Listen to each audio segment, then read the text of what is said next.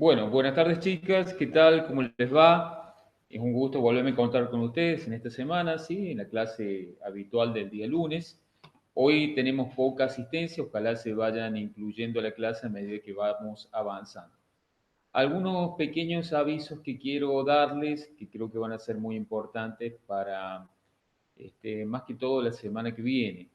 La semana que viene yo voy a subir la clase teórica, ¿sí? Con los autores, con los materiales o la brisa. Pero tengo un problema, chicas. En la semana que viene no voy a dar la clase sincrónica. O sea, no vamos a tener este encuentro. Ustedes se preguntarán por qué. La razón es la siguiente. Rindo mi tesis en la Universidad de Especialización en Investigación y me toca rendirle el día jueves. Así que me voy a tomar de lunes a jueves para poder poner, si se quiere, toda mi mente en ese tema. Así que seguramente el jueves a la tarde, viernes por la mañana, subiré la clase de forma asincrónica. O sea, voy a grabar yo la clase y la voy a subir a la plataforma para que ustedes tengan la explicación. De todas maneras, en la semana siguiente, la idea es hacer una explicación breve, no más de 20 minutos, para volver a retomar el lunes siguiente, ya sería el lunes, y no sé si nos está tocando el feriado, porque no tengo acá un almanaque, a ver, ahí me fijo. Me parece que nos tocaría, claro, porque sería la clase próxima, la del 17, y después sería la del 24, y el 24 me parece que lo pasan como feriado puente. Así que bueno, con mayor razón, entonces la voy a subir de manera sincrónica, así ustedes luego se encuentran con la misma y pueden avanzar en los materiales. Bueno, hoy tenemos poca asistencia, seguramente porque muchos están con el tema de preparar materias para rendir, seguramente con la mesa especial de mayo. Ustedes que los conocen más, me dirán si es así o mi lectura está equivocada. Profe, un compañero, Gabriel Dupré, no sé si leyó el comentario, que nos avisó No, que se podía conectar, pero un poco más tarde para que le sí, no hay avisáramos. problema, no hay ningún problema. Ustedes avísenme si él se está conectando porque yo voy a hacer una presentación en un Bien, Prezi y por ahí cuando hago la presentación no estoy viendo quiénes están en línea para entrar, ¿sí? Cualquier cosa claro. avísenme y yo ahí lo dejo entrar. Sí, sí, Bueno, le avisamos. en la clase de hoy nosotros nos vamos a situar sobre todo en lo que fue la evolución epistemológica de la ciencia histórica. Nosotros vamos a avanzar sobre un material que yo les he subido ahí a la plataforma, al Classroom, que se llama Tendencias de la Historia como objeto de enseñanza a través de la historiografía. Es un material de dos autores, una se llama Amparo Montesinos Alcaraz y otro Montserrat Pastor Blázquez. Es muy interesante este material porque es un material que trabaja sobre todo el tema de las corrientes historiográficas, los modelos de enseñanza, el ámbito de las ciencias sociales y en especial la historia. Así que sobre ese material hoy yo voy a tratar de ir desglosando, vamos a tratar de ir hablando sobre el mismo. Ustedes en algunos aspectos van a ver que también se vincula la clase de hoy mucho con las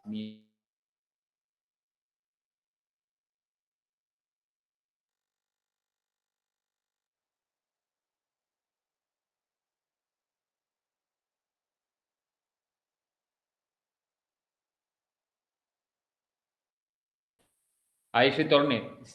¿Me escuchan bien hasta ahí? ¿Me escuchan Sí, bien? pero se le cortó lo que estaba diciendo recién. Sí, se cortó justo bajo la señal. Lo que yo les estaba diciendo es que en la clase de hoy nosotros vamos a ver la cuestión epistemológica más vinculada a la disciplina, a la ciencia histórica. Vamos a utilizar un material de un autor, de dos autores en realidad, uno es Alcaraz Montesinos y otro Pastor Blázquez, que hablan sobre las tendencias de la historia como objeto de enseñanza a través de la historiografía. En líneas generales, este material o la clase de hoy va a avanzar sobre el tema de las corrientes historiográficas, los modelos de enseñanza que se han establecido en el marco de las ciencias sociales y en especial de la historia. ¿Vamos hasta ahí? ¿Me van escuchando bien? Chicas, ¿sí? ¿Se escucha bien? Bueno, ahí voy a hacer entonces la presentación del Prezi para ir avanzando. Ustedes avísenme cualquier escucha o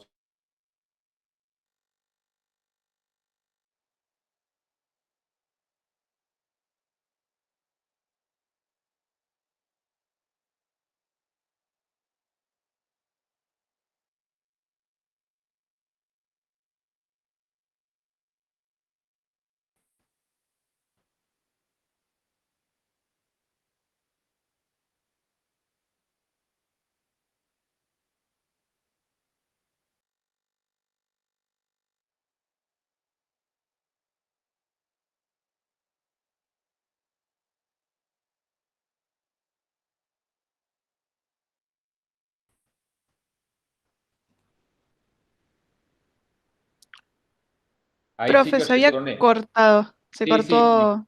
cambié la señal, le estoy dando datos desde mi teléfono porque la señal de Wi-Fi que tengo en casa funciona mal y se va a cortar, así que ahora calculo que ya se va a estabilizar. Bueno, voy a hacer la presentación para que ya podamos desglosar la clase de hoy.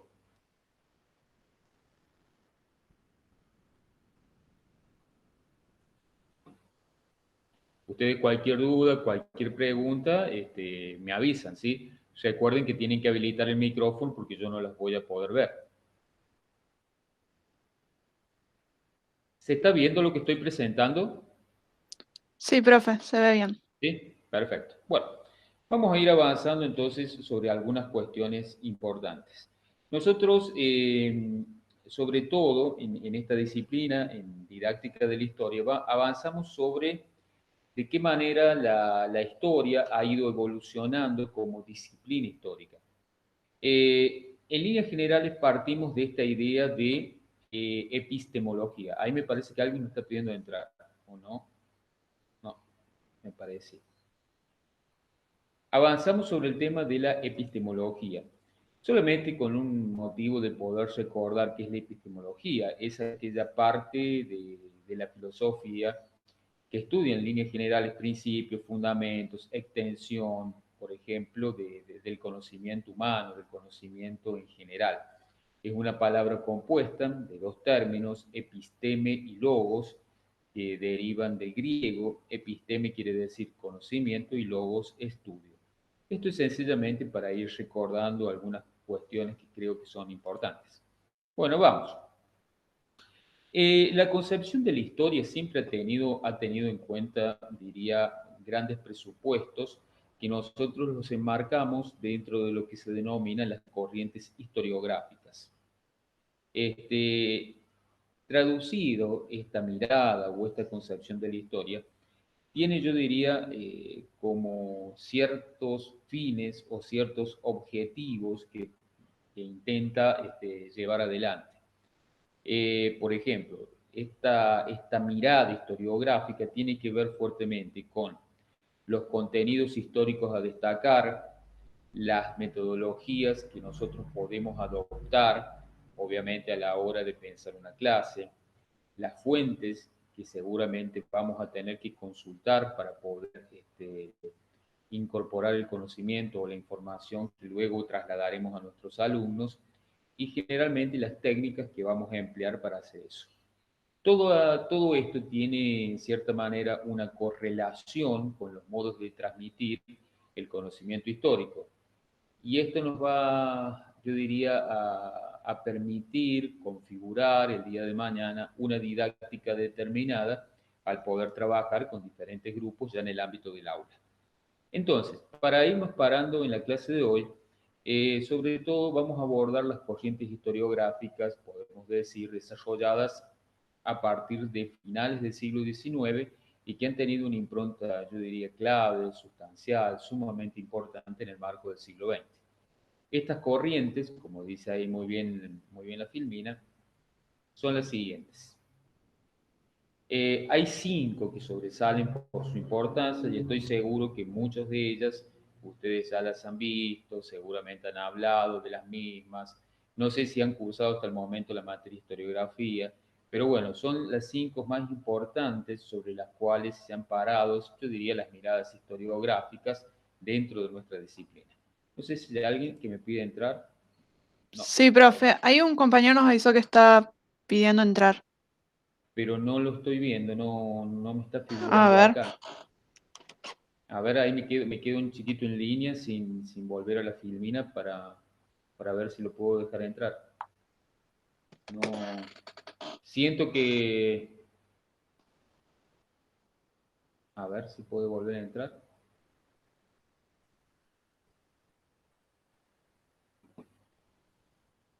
Bueno, vamos hasta ahí. Entonces, como yo les estaba explicando, son cinco corrientes que, que normalmente se han trabajado siempre dentro del ámbito historiográfico. El positivismo, el materialismo histórico, el historicismo, la escuela de los anales y la historia cultural. Antes de avanzar sobre esto que nosotros vamos a desarrollar hoy, me gustaría definir como dos grandes tiempos históricos sobre los cuales nuestra disciplina se va a asentar o se va, yo diría, a conformar. Hay una primera etapa que podríamos llamar una etapa precientífica. En esa etapa precientífica es como un momento en donde nuestra disciplina surge, se va desarrollando, hablo obviamente de la historia, ¿sí? Y va aproximadamente desde la antigüedad clásica al siglo XVIII. Y después tenemos una segunda gran etapa, que es la etapa, podríamos llamar científica, como dicen estos autores, que abarca todo el siglo XIX, el siglo XX y lo que va del siglo XXI. En la etapa primaria, en la etapa denominada precientífica, es como que se desglosa o se desarrolla el concepto de ciencia social.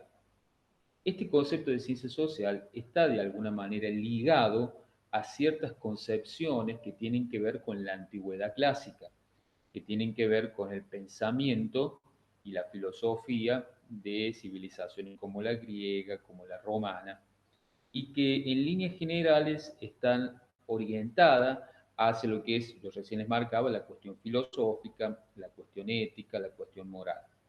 Eh, en este marco, que viene ya de la antigüedad, podemos decir que la historia es presentada de manera cronológica, ¿sí? Y tiene un fin moralizante. O sea, se ve claro la linealidad histórica, la importancia de la cronología y por otro lado el tema de la moral. Es una etapa amplia, ¿sí? Que la podemos dividir en varias subetapas. Por ejemplo, una primera etapa importante sería el de la antigüedad clásica, que va del siglo V antes de Cristo al siglo V después de Cristo. Y ahí hay como un renacimiento, no un renacimiento, pero se tiene muy en cuenta el pensamiento filosófico griego, hasta la caída de lo que es el Imperio Romano de Occidente, ¿sí? Esto lo podemos ver, por ejemplo, en producciones de filósofos como Platón. No sé si ustedes han tenido la oportunidad de analizar o por lo menos una pequeña reseña de su obra La República de Platón. Por ejemplo, en esa obra, La República para Platón, la historia está como presente en un mismo tiempo que lo podríamos ver desde el punto de vista político, desde el punto de vista sociológico, desde el punto de vista filosófico.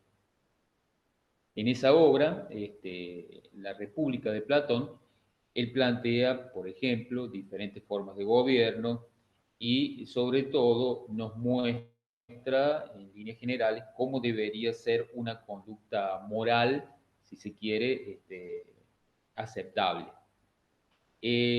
Su obra tiene un fuerte contenido social y un fin moral.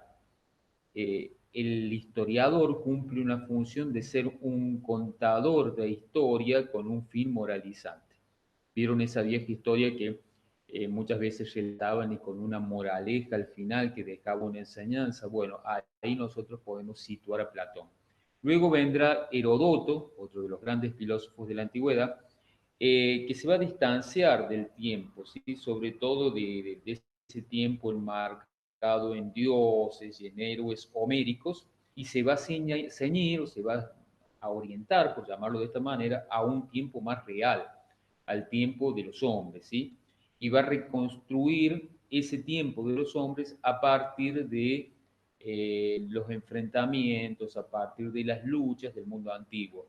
Entonces, por ejemplo, él va a hacer un trabajo que interpela y analiza las llamadas guerras médicas, que ustedes seguramente han visto en algunas materias como mundo antiguo.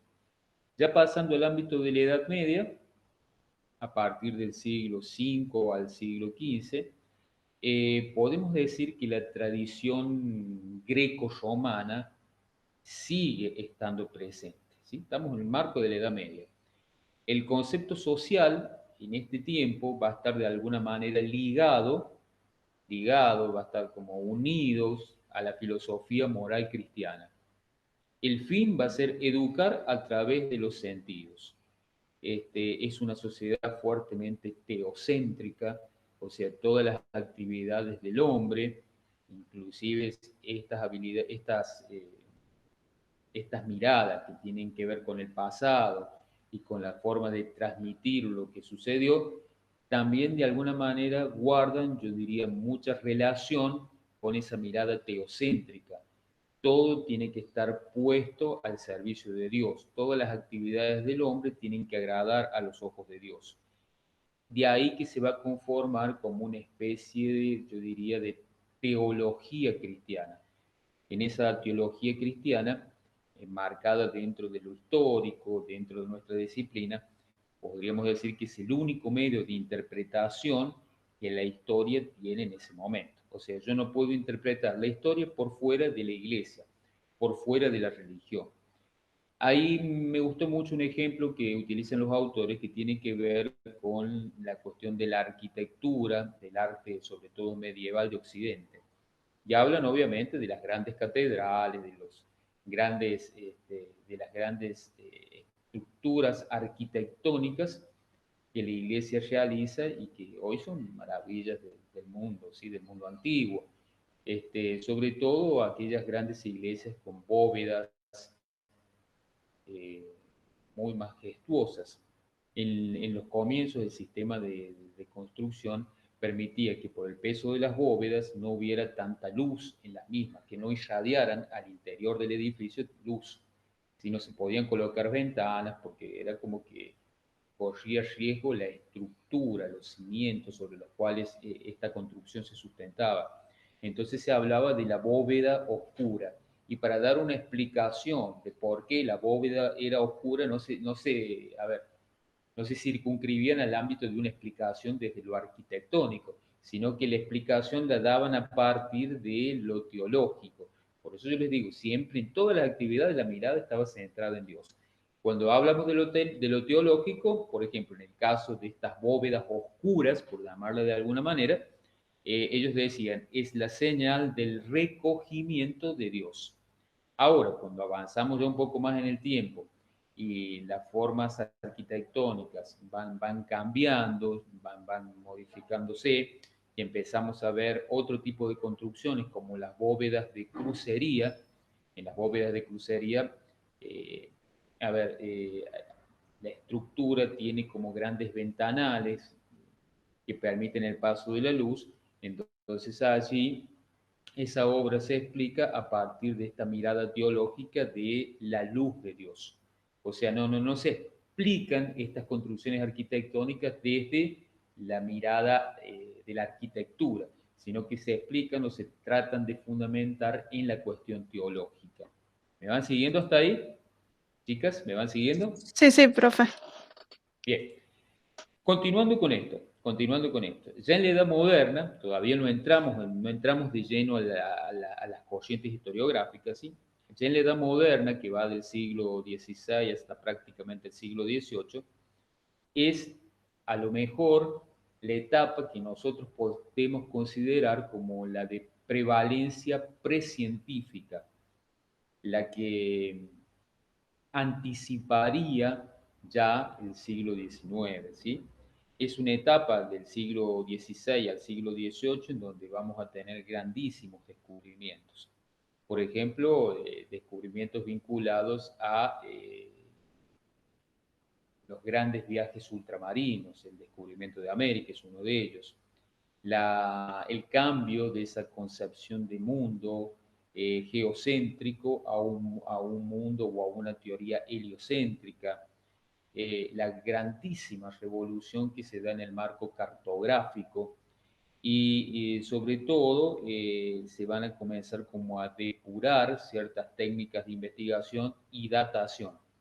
Y la datación es aquella técnica que utilizamos los investigadores, sobre todo todos aquellos que están vinculados al campo arqueológico, para poder determinar el tiempo que tiene determinado gesto. Hoy hay muchísimos métodos de datación histórica. tal vez el más conocido es por el radiocarbono 14. Sí, pero hay muchísimos métodos que tienen que ver también con los avances que ha tenido la tecnología. Hay métodos de datación que tienen que ver con el uso del láser, que tienen que ver con el uso de haces de luz. O sea, los métodos de datación yo diría, han avanzado y han modificado enormemente con el avance tecnológico en la actualidad.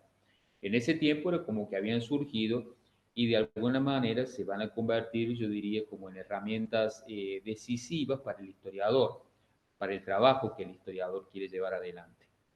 En este tiempo también hay un triunfo de la razón, un triunfo de la razón, sobre todo en este sentido. El hombre intenta explicar a partir de su razonamiento la realidad que lo circunda. Y esto nosotros lo podemos ver perfectamente, por ejemplo, en el ámbito del Renacimiento y el humanismo, donde hay un renacer del conocimiento, donde hay un renacer de las ciencias. Bueno, simplemente para mencionar, que esto estoy seguro que ustedes lo saben, lo han estudiado, el Renacimiento se origina en Italia, en aquellas grandes ciudades portuarias como Venecia, como Florencia, Milán, y luego se trasladará al resto de Europa. Se origina en estas ciudades porque eran centros portuarios de intercambio comercial en el Mediterráneo, y obviamente el comercio hace que surja también un nuevo sector social, que es la burguesía, que al convertirse en personajes muy poderosos a partir de, yo diría, de la riqueza económica, es como que también no solamente quieren que sus ciudades atraigan a la gente por el comercio, sino que tienen que ser ejemplos de belleza, de cultura.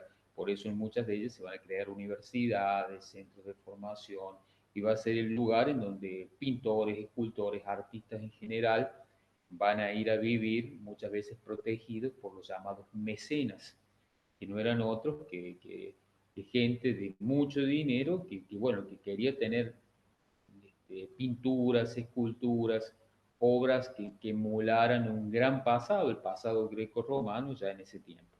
No voy a avanzar más de esto porque en realidad nos iríamos del marco de lo que tengo pensado, por eso menciono hasta ahí. Simplemente en este tiempo, a partir del Renacimiento y el humanismo, comienza a surgir lo que es el racionalismo, ¿sí? Y el empirismo.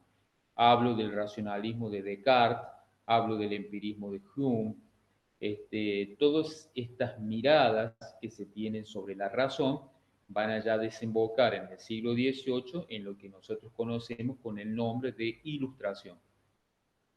La ilustración no es otra cosa que la supremacía de la razón y el gusto por el saber. Si ustedes me dicen una definición rápida, sería eso. Supremacía de la razón y el gusto por el saber. Que intenta a futuro llegar a un saber de tipo enciclopédico. Si se materializa esto que yo estoy diciendo ya a fines del siglo XVIII y posibilita el surgimiento de lo que nosotros vamos a conocer con el nombre de edad contemporánea. Ya en la edad contemporánea, que da inicio con el marco de la Revolución Francesa, ¿sí? Nosotros entramos en otra nueva etapa de la disciplina histórica, de la ciencia histórica, que es la etapa científica. Esta edad contemporánea, que abarca el siglo XIX, el siglo XX y parte del siglo XXI, lleva adelante, yo diría, tomando en cuenta aportes importantísimos de un investigador llamado Hernández Andioca, en una publicación del 2007, a una revisión de las concepciones de la historia, ¿sí? Sobre todo vinculado a lo que fueron los conceptos históricos, el objeto de estudio de la historia, las metodologías para investigar que puede utilizar un historiador, el uso de fuentes, técnicas y procedimientos que hoy nosotros usamos a la hora de llevar adelante un proyecto o un trabajo de investigación. Y es acá donde ya empezamos a hablar de estas miradas desde el punto de vista historiográfico. Empezamos a hacer este recorrido historiográfico. Tal vez estas 5 escuelas comenzamos con la primera de todas ellas, que tiene que ver con el positivismo.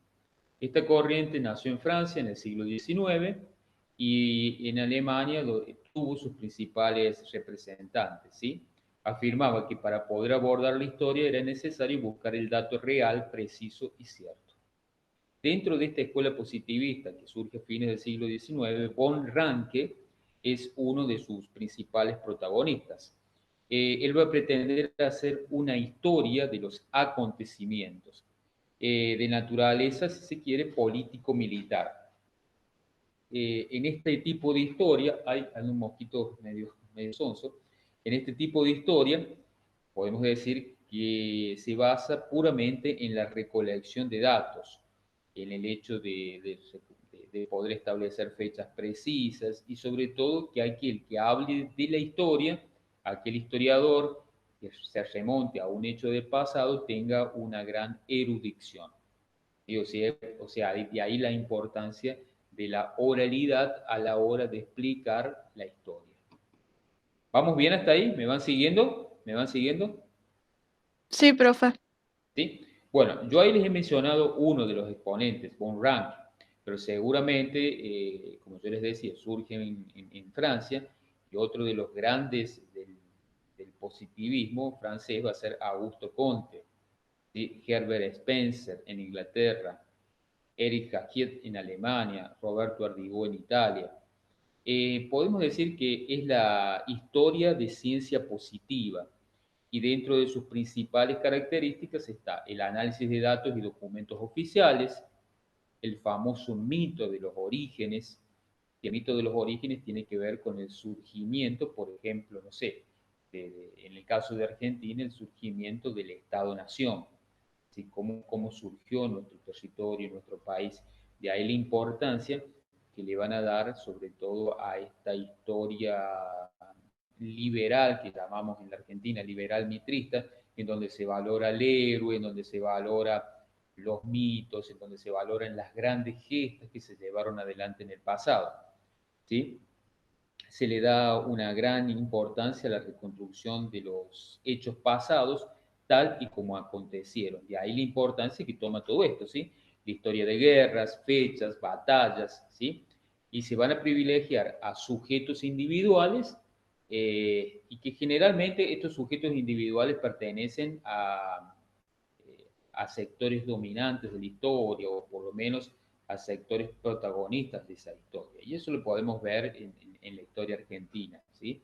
Por eso, al comienzo, a fines del siglo XIX, esto se ve claramente, por ejemplo, en la mirada política que tenían nuestros dirigentes en ese momento, que era una mirada liberal positivista.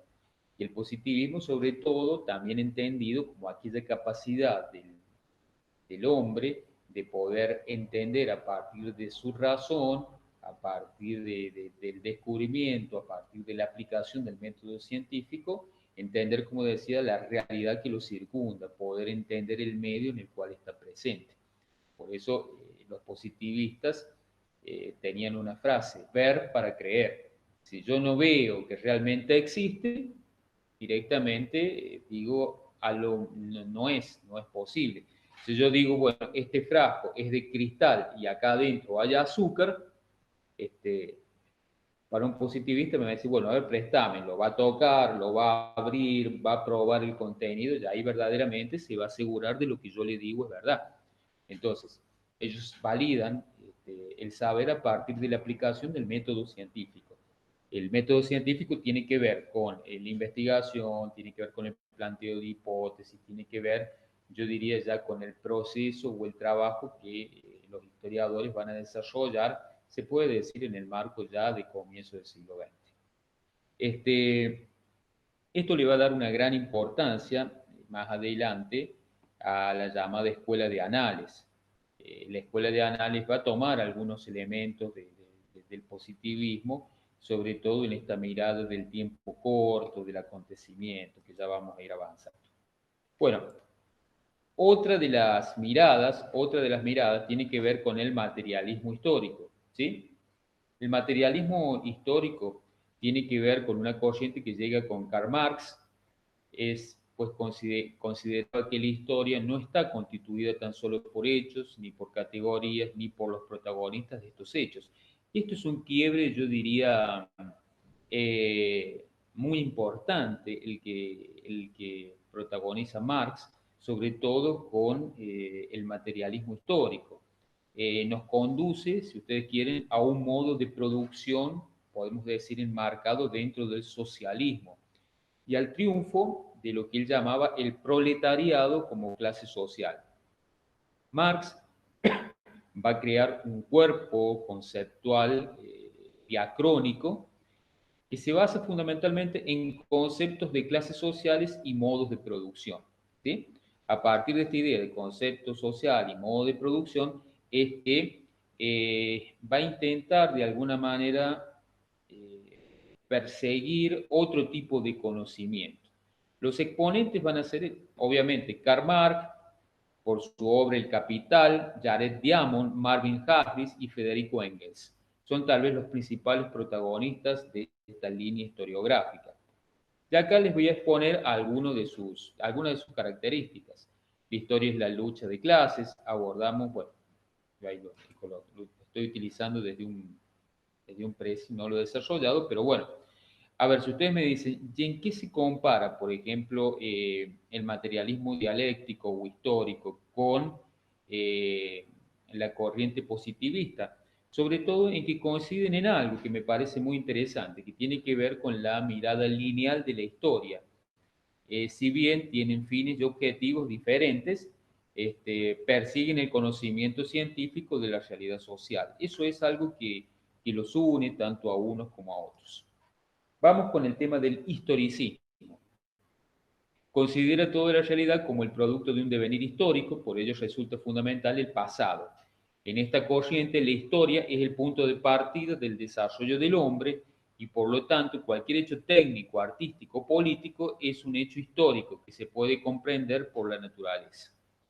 Esta es una corriente historiográfica que podríamos llamar antipositivista.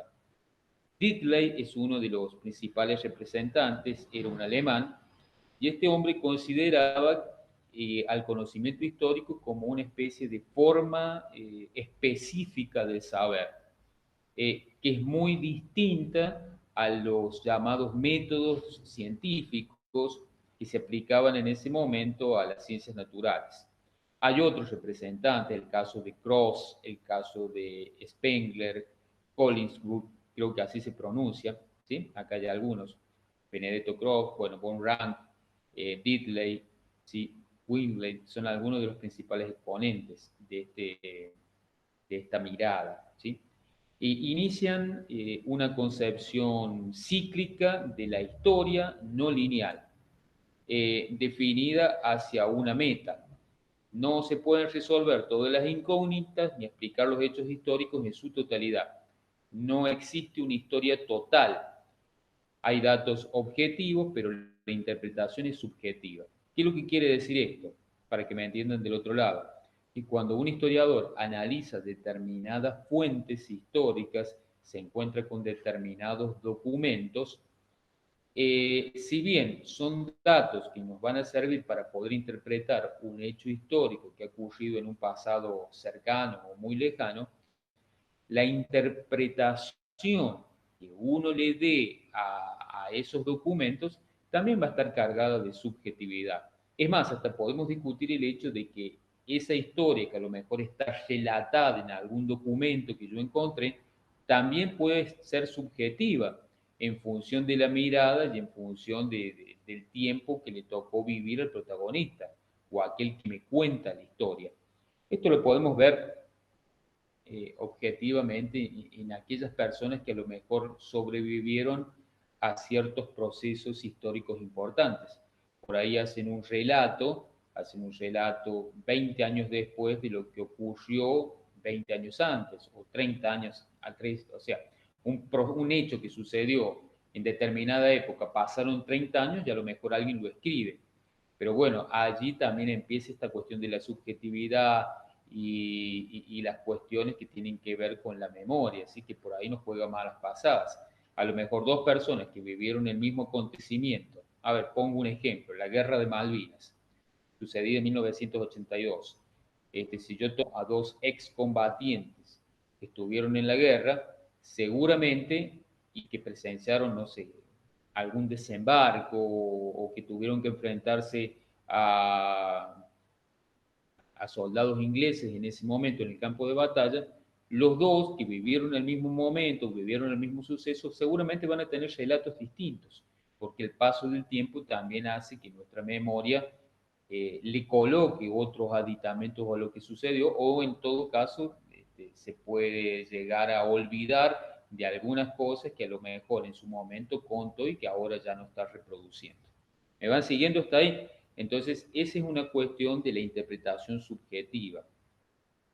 Esta gente, como yo les decía, inician una concepción cíclica de la historia, no lineal, definida hacia una meta, fijan una línea en el progreso social y en líneas generales desarrollan grandes morfologías históricas. Algo para destacar, sobre todo del historicismo, que va a utilizar un método, que es el método descriptivo cíclico. Lo cíclico tiene que ver con la repetición, ¿sí? Lo cíclico tiene que ver con la repetición. Por ejemplo, en materia económica, para darles un ejemplo, Argentina tiene como procesos cíclicos que se van repitiendo a lo largo de las décadas.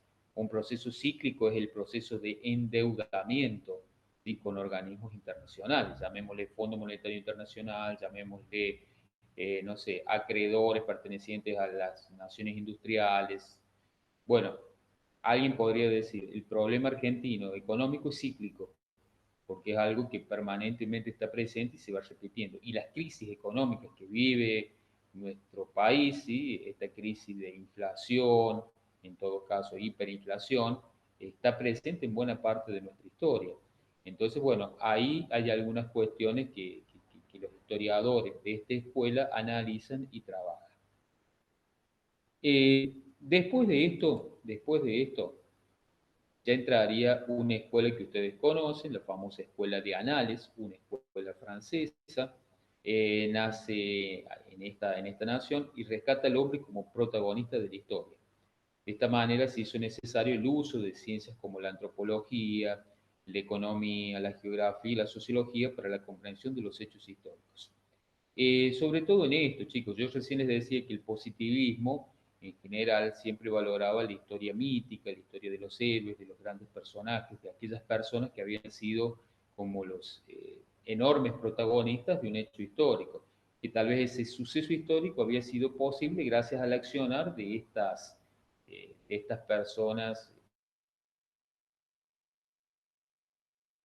únicas que habían aparecido en un momento determinado de la historia. Ya con Anales comienza como otra perspectiva.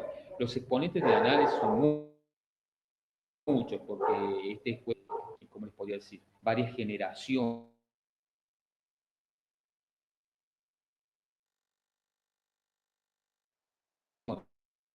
más importantes. Está Lucien Febvre, está Marc Bloch, está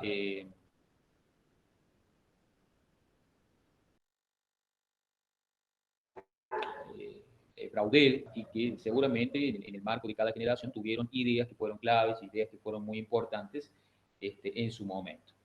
Eh, yo sobre todo me quiero quedar acá con tres de los que les mencioné, ¿sí? Marc Bloch, Lucien Febvre y Ferdinand Braudel.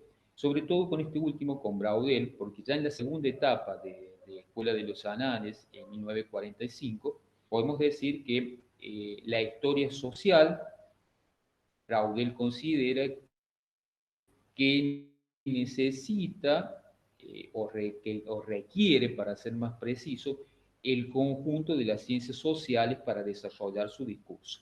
Y dentro de esa historia social, obviamente, hay una revolución desde el punto de vista metodológico que define él como historia total.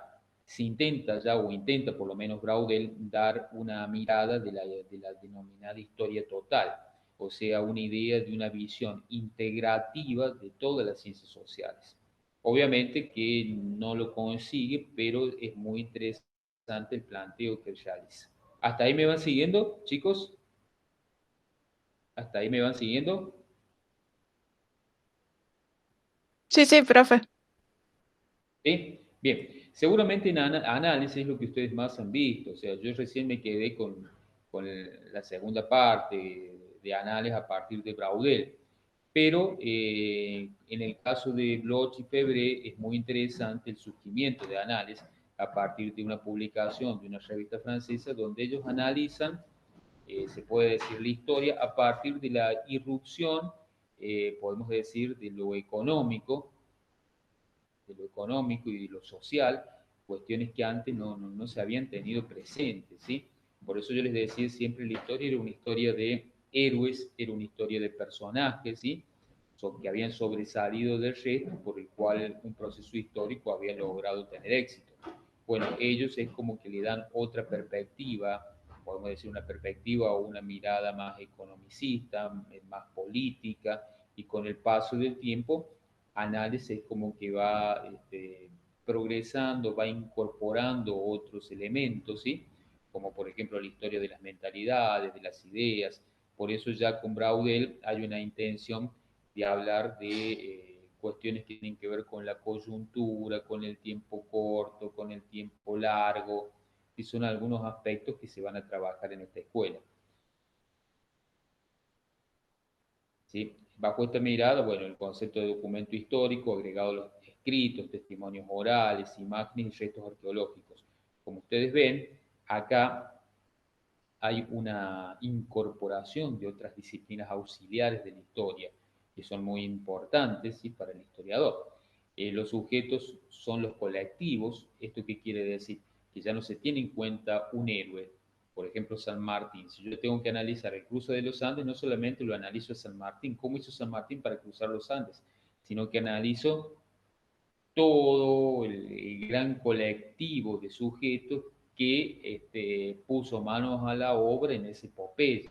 Por ejemplo, podría ser el pueblo cuyano, toda la terrible colaboración que el pueblo cuyano entregó al ejército de San Martín, y cómo San Martín se dirigió a diferentes lugares de Cuyo para reunir hombres, pertrechos, animales, joyas y todo lo que esa brindar y que le sirviera su proyecto de cruce de los Andes para darle la libertad a Chile y posteriormente pasar al Perú. Bueno, de ahí que se van a agregar, como yo decía, los conceptos de diacronía y sincronía. Y ahí estaban lo que yo les marcaba, los tiempos, cómo entienden los tiempos, el tiempo de acontecimiento, el tiempo de coyuntura y el tiempo de larga duración, ¿sí? Que se dan en determinados periodos, periodos de corta duración, de larga duración, y que tienen que ver también con los procesos históricos. Hay procesos históricos que son encuadrados dentro de un proceso de larga duración y otros procesos históricos de corta duración. Y eso es uno de los principales aportes que hacen estos historiadores. Seguimos avanzando.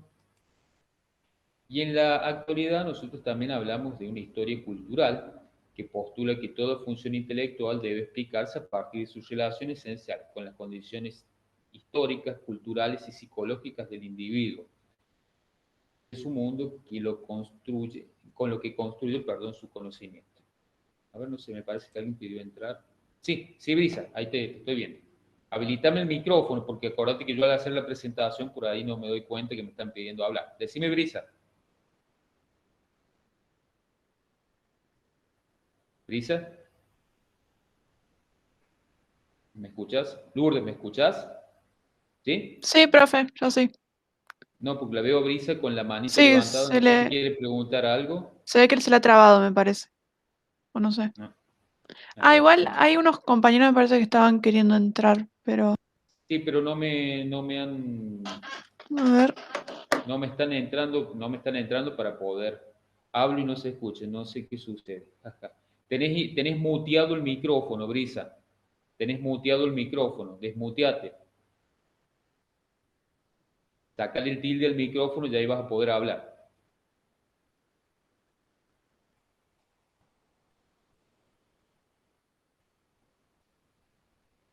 No sé. A ver.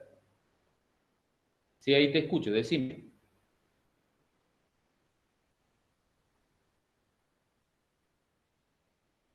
No, si no está saliendo la voz, a lo mejor lo tenés desconfigurado el micrófono. Entonces, por eso a lo mejor estás hablando y yo no te puedo escuchar. Si me quieres preguntar por el chat, ya.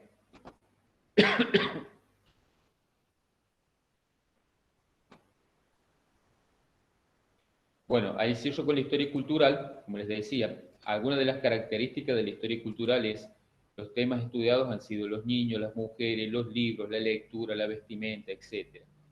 Hay un retorno al sujeto individual de la vida cotidiana, biografías y experiencias, recuperación de la memoria, estudio del pasado.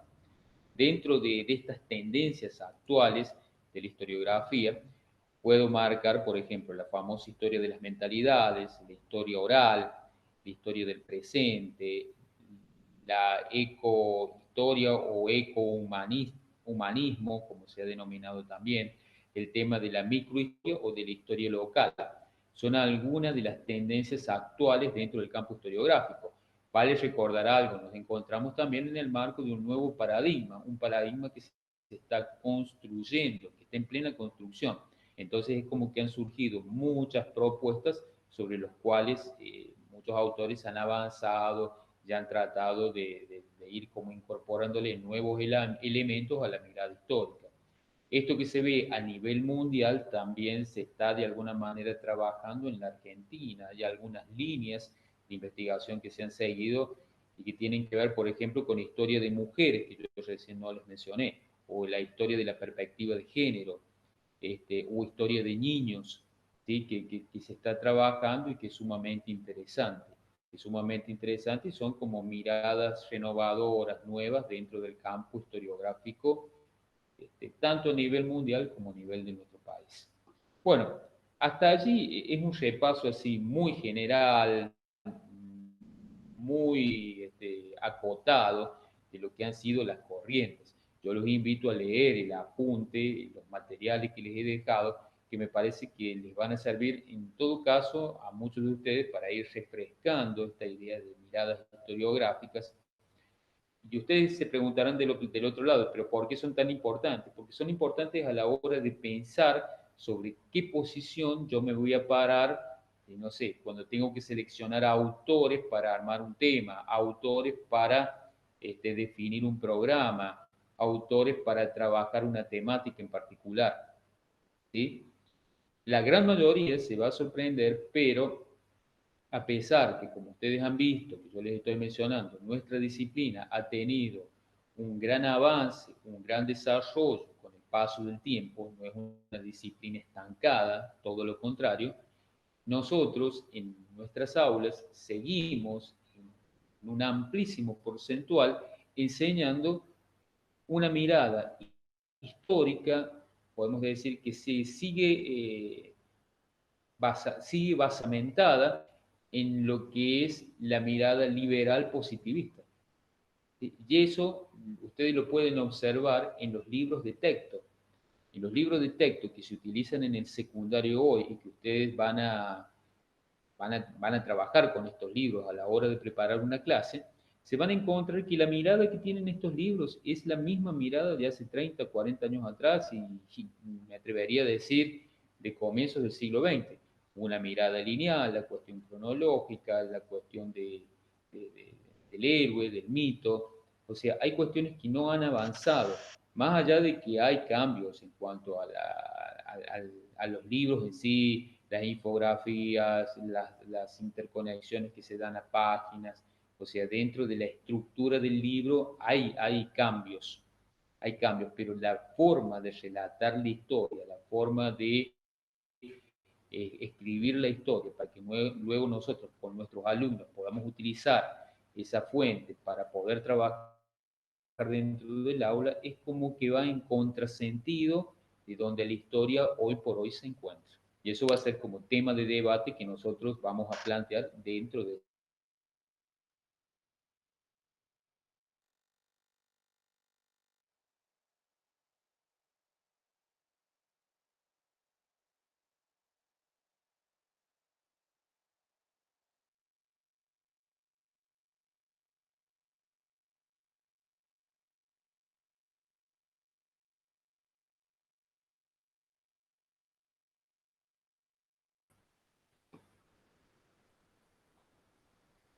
Ahí volví, ahí volví. La verdad que hoy está bastante Sí, ahí mala la ahí lo conexión. escuchamos de nuevo. Bien, lo que me alcanzaron a escuchar en la última parte, O sea, yo llegaste a escuchar hasta la última parte de que estaba hablando de la historia que a veces se ve, o sea, se ve las concepciones tradicionales de una historia más lineal o de como de compartimientos estancos, digamos. bien, Hasta esa bueno, parte sí llegué a eso, escuchar. eso en líneas generales es lo que sucede hoy por hoy en nuestras escuelas. Ustedes van a ver que hay una reproducción por parte de los docentes de historia de este tipo de mirada historiográfica.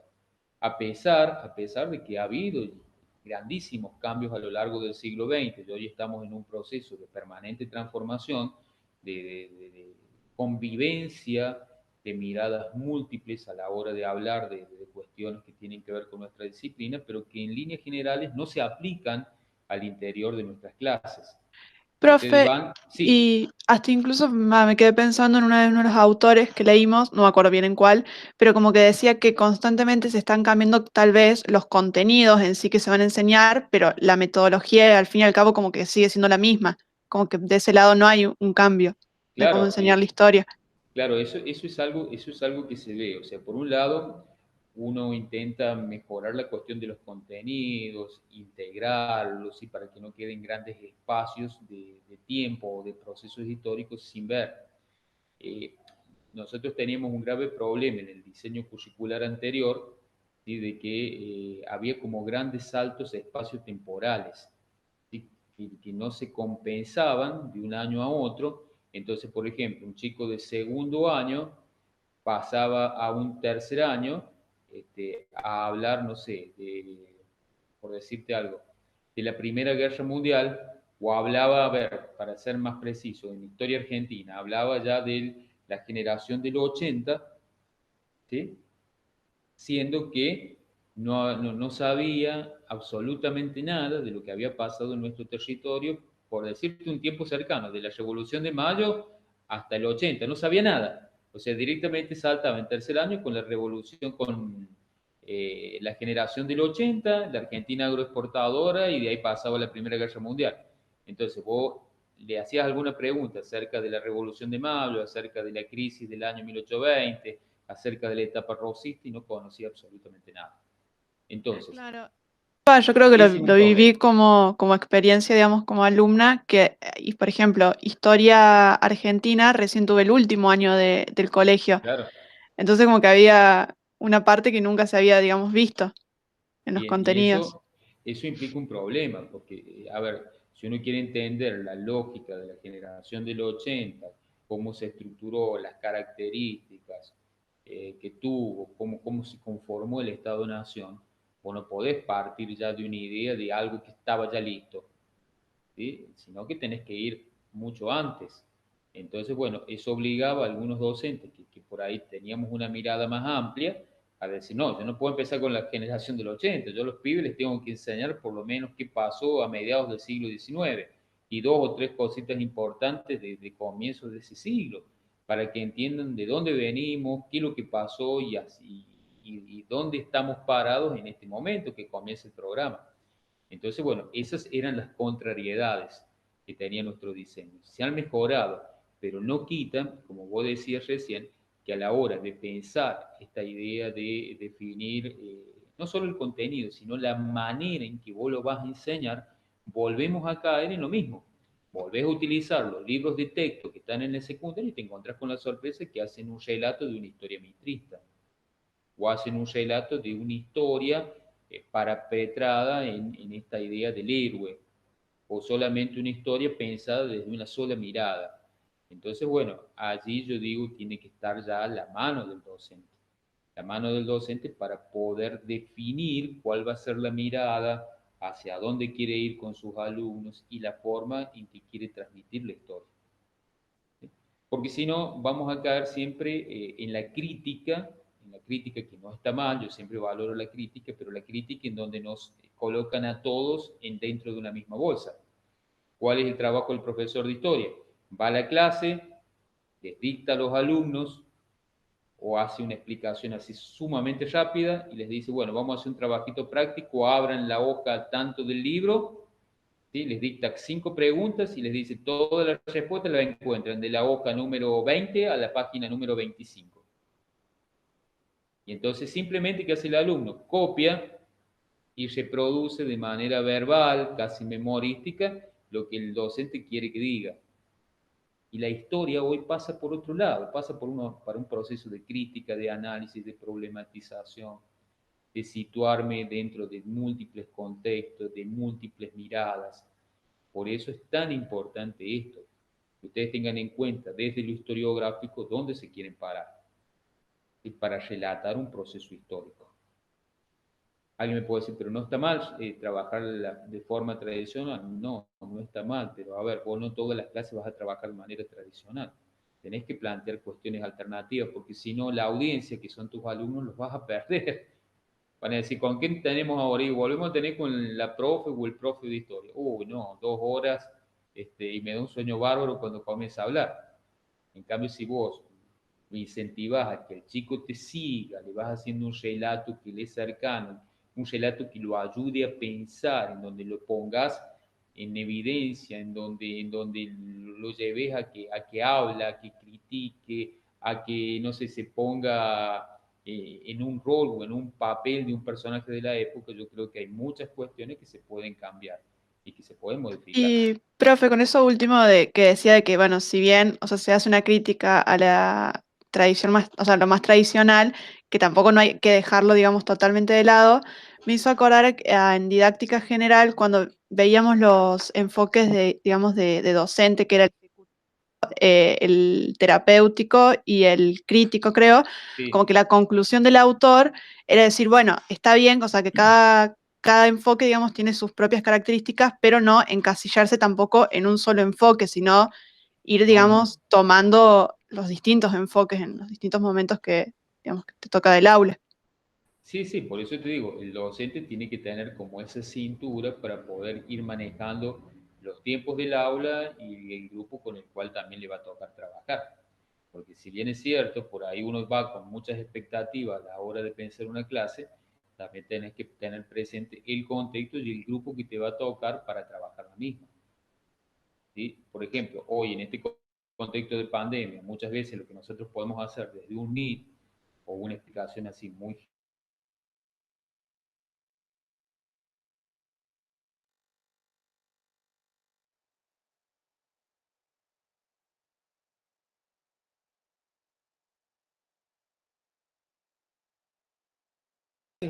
están restringidas a un tiempo en el Meet, ¿sí? No podemos tener un tiempo de 2 o 3 horas.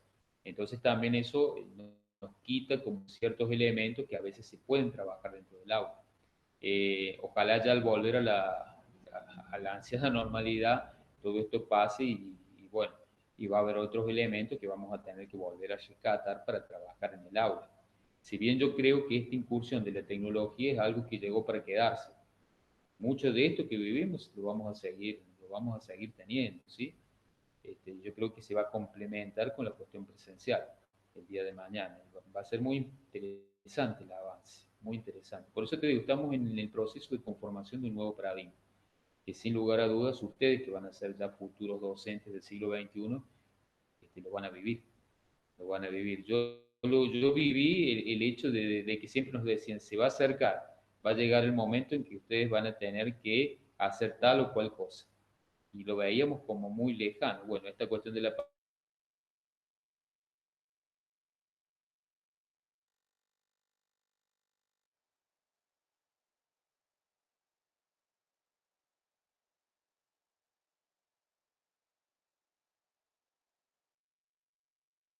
conexión ya está ahora bastante, bastante más.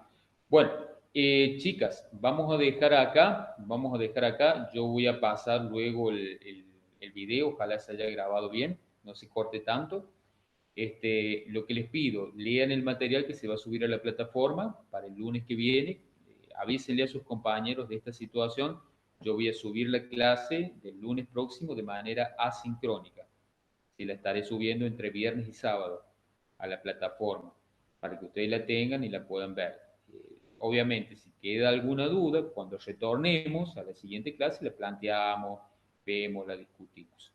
Discúlpenme, pero hoy he estado con muchos problemas de internet. Se me baja la señal, se me corta. No es bueno. No es bueno. Estamos con problemas de internet. No sé si allá en Mercedes pasa lo mismo, pero acá renegamos bastante con este tema. Bueno, chicas, que Bueno, tengan profe, cuídense, que tengan una excelente semana y yo dentro de un rato ya les paso la grabación para los compañeros que no han podido estar el día de hoy. Lean los materiales, por favor, lean los materiales. Bueno, un saludo grande, bueno, buena profe, semana, buena muchas semana. Chao, gracias. chao, nos Chao. vemos.